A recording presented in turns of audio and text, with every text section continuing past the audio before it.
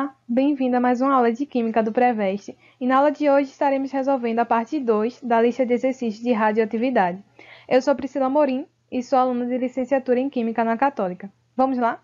Vamos agora para a primeira questão, que é do Enem 2012, que diz: a falta de conhecimento em relação ao que vem a ser um material radioativo e quais os efeitos, consequências e uso da irradiação pode gerar o medo e a tomada de decisões equivocadas, como a apresentada no exemplo a seguir, que diz: uma companhia aérea negou-se a transportar material médico por esse portar um certificado de esterilização por irradiação.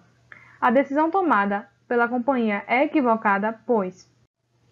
Então a gente tem as alternativas de A a E, e a gente sabe, primeiro a gente tem que entender que o material que ele foi esterilizado por métodos radioativos, ele não é necessariamente radioativo, ou seja, ele não vai acumular radiação. A energia que é usada na irradiação, ela serve apenas para matar os micro-organismos presentes no material. Então, esse material ele não vai estar emitindo radiação e também não vai ser um material radioativo.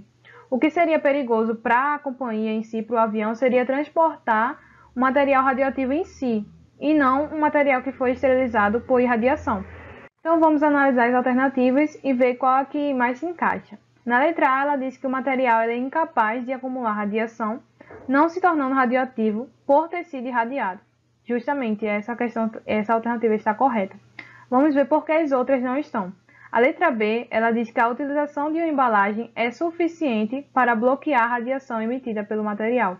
Então, a gente já sabe que esse material ele não vai estar emitindo nenhum tipo de radiação. Então, essa alternativa ela já está incorreta. A letra C, ela diz que a contaminação radioativa do material não se prolifera da mesma forma que as infecções por micro-organismos. Novamente, esse material ele não está com contaminação radioativa, ele não está com nenhum tipo de radiação. Então, essa alternativa ela está também correta. Na letra D, diz: o material irradiado ele emite radiação de intensidade abaixo daquela que oferecia risco à saúde. Essa questão ela também está incorreta, porque ele vem dizendo que o material irradiado ele vai emitir algum tipo de radiação, e não vai.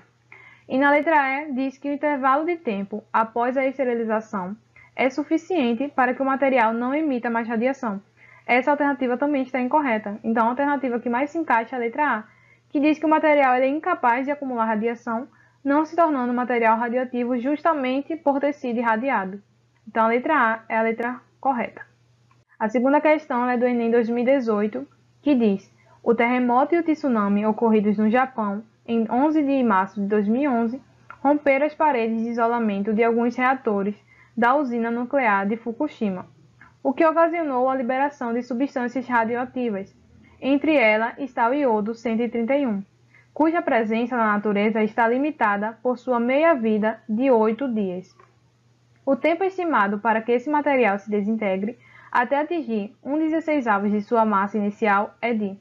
Então, essa questão ela vai querer que a gente calcule o tempo de meia-vida do iodo 131. E o que seria esse tempo de meia-vida?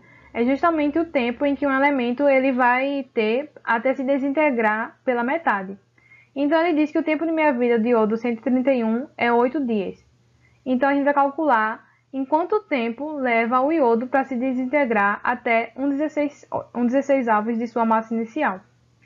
Então, a gente sabe que antes de 8 dias, ele vai estar inteiro, representado pelo número 1.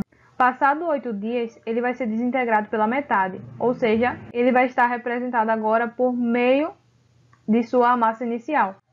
Passado mais 8 dias, vai existir apenas 1/4 da sua massa inicial. Passado mais 8 dias, haverá apenas 1/8 de sua massa inicial. E novamente, passado mais 8 dias, haverá apenas 1/16 de sua massa inicial, que é justamente o que a questão quer. Então, o que é que iremos fazer? Calcular quantos dias levou até ele chegar em 1/16. 8 mais 8 mais 8 mais 8, que vai dar um total de 32 dias. Então, o iodo 131 ele vai ter 32 dias até chegar em 1/16 de sua massa inicial, que é a alternativa D. Então, essa questão é uma questão relativamente fácil. Basta a gente saber calcular o tempo de meia-vida de um elemento e saber os dados que a questão ela dá. Vamos agora para a terceira questão, que é do Enem 2016, que diz que o ambiente marinho pode ser contaminado com rejeitos radioativos provenientes de testes com armas nucleares. Os materiais radioativos podem se acumular nos organismos, Por exemplo, o estrôncio 90, ele é quimicamente semelhante ao cálcio e pode substituir esse elemento nos processos biológicos.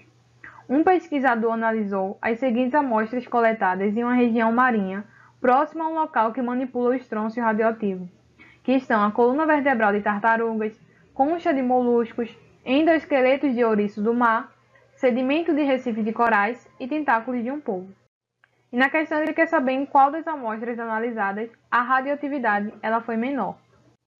Então, na própria questão, ela diz que o estrôncio 90 ele é quimicamente semelhante a qual elemento? Ao cálcio, e pode substituir o elemento nos processos biológicos. Então, a gente tem que ver que se essa região ela manipula estrôncio radioativo, provavelmente o estrôncio ele vai estar contaminando e está entrando em organismos que possuem uma grande concentração de cálcio e agindo neles. Então, das amostras analisadas, aquela que possuir a menor concentração de cálcio vai ser aquela que vai possuir a menor radioatividade. Então, a gente sabe que a coluna vertebral de tartarugas ela possui uma grande concentração de cálcio para poder ser formada. A concha de molusco também precisa de uma grande concentração de cálcio. O endoesqueleto de ouriços do mar também precisa de uma grande concentração de cálcio. E sedimentos de recife de corais também.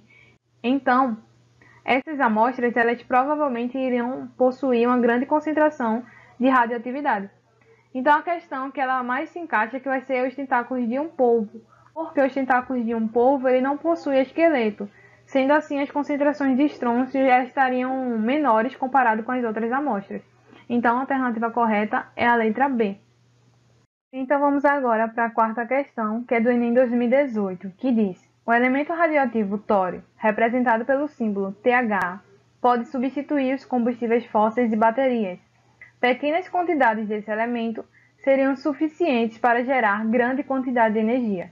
A partícula liberada em seu decaimento poderia ser bloqueada utilizando-se uma caixa de aço inoxidável. A equação nuclear para o decaimento do tório é a seguinte. Então, ele coloca aqui a equação e diz: considerando a equação de decaimento nuclear, a partícula que fica bloqueada na caixa de aço inoxidável é o alfa, beta, próton, nêutron ou pósitron. Então, o conhecimento básico que você tem que ter nessa questão é das equações nucleares. Eu vou repetir novamente a equação. E a gente vai representar a partícula pela letra X, que é o que a gente quer descobrir qual é essa partícula. Então, a gente tem que lembrar que a soma das massas e das cargas de ambos os lados elas devem ser iguais. Como assim? Aqui temos o elemento tório, onde ele possui a massa aqui de 230 e a sua carga de 90.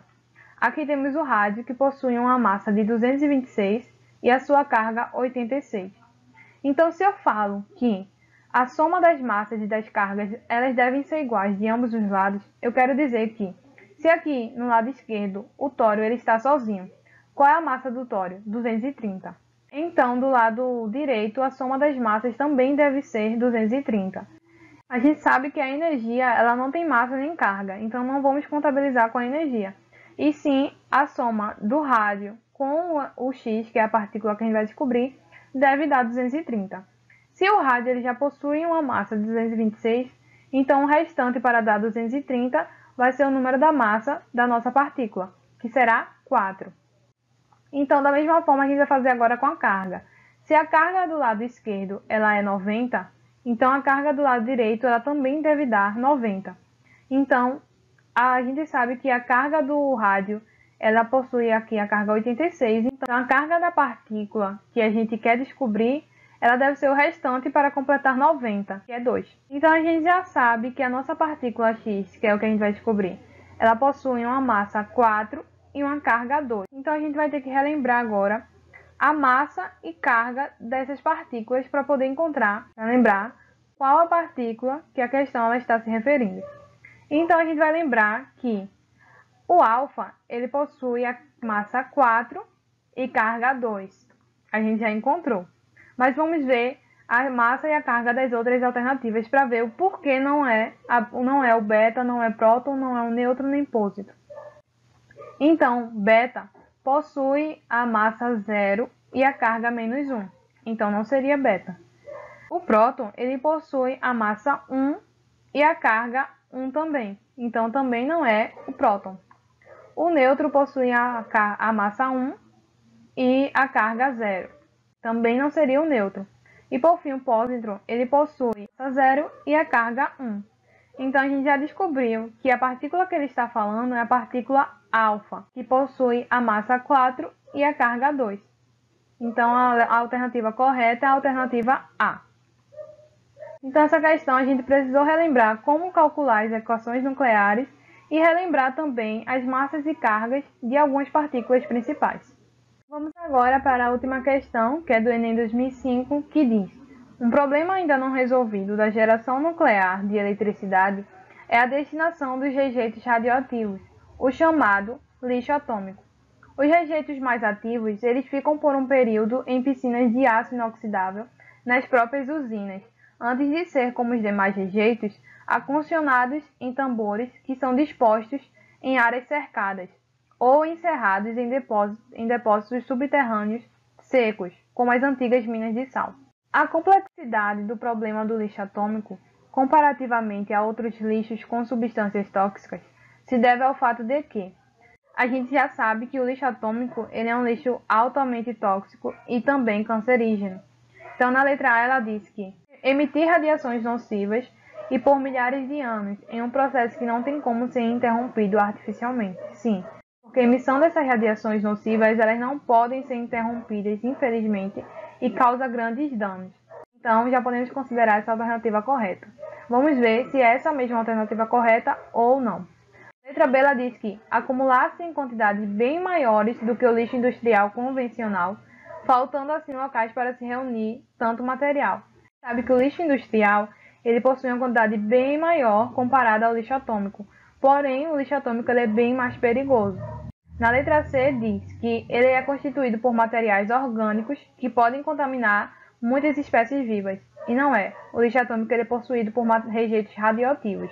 Na própria questão ele fala isso, que é aqui, ó, a destinação de rejeitos radioativos, que é o chamado lixo atômico. Então essa questão na letra C ela também está incorreta. Na letra D fala que exala continuamente gases venenosos que tornariam o ar irrespirável por milhares de anos. Então nem todos os rejeitos radioativos eles vão liberar gases venenosos. Porém, eles podem emitir radiações nocivas que podem causar câncer e também ser altamente tóxico para pessoas que estão próximas a ele. E na letra E diz que emitir radiações e gases que podem destruir a camada de ozônio e agravar o efeito estufa. Também não é o caso. Então, realmente, a letra A é a alternativa que mais se encaixa, é a alternativa correta. Então é isso, pessoal. Eu espero que vocês tenham entendido cada uma dessas questões e gostado da aula de hoje. Tchau, tchau!